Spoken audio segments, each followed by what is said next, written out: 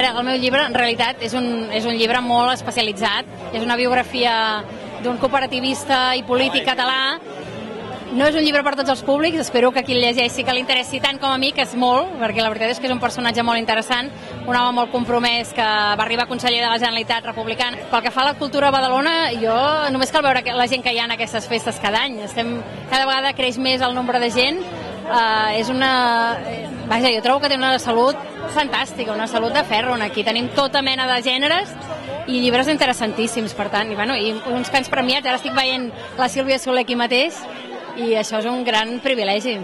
Els microrelats ho trobo fantàstic, perquè és un tipus de literatura que t'obliga a comprimir d'una manera molt bèstia les idees que vols donar, i no és fàcil, però és un exercici molt interessant, i estic molt contenta que això estigui creixent entre la gent jove. Jo espero que l'any que ve hi hagi molts més d'adolescents i no sé si menys d'adults, però bé, que hi hagi més gent que s'apunti, que és un joc molt divertit.